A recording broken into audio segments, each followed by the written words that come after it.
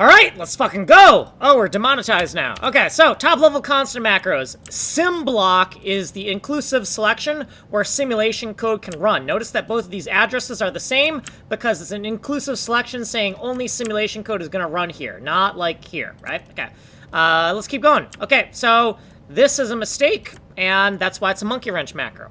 Okay, top level variables. Tags define this section easier.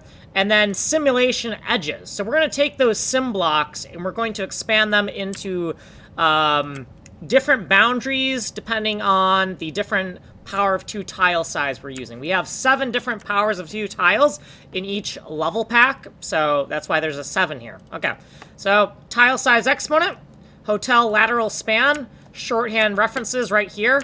This is us doing some work by hand to just make sure that this variable is correct. So 64 times 5 is the number of 1x tiles within a hotel, aka the number of 1x's in a level pack.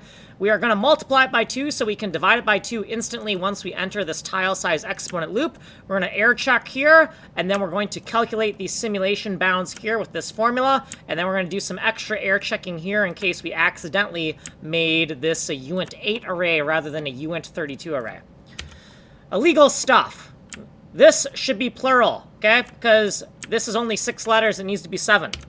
Okay, top level data. This is rule set number 1 that we're currently using. So rule set number 1 is going to be as close to Conway's Game of Life original rules as possible.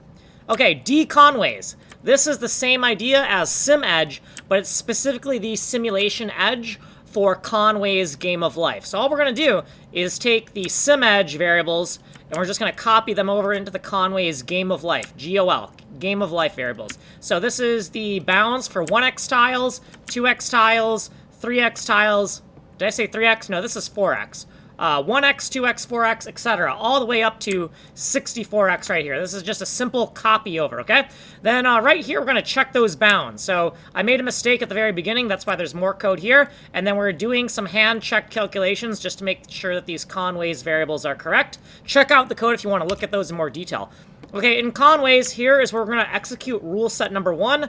We are going to add the code in the next video. And then here's where we're calling rule set number 1 in this function here. So like and subscribe, send money in the mail.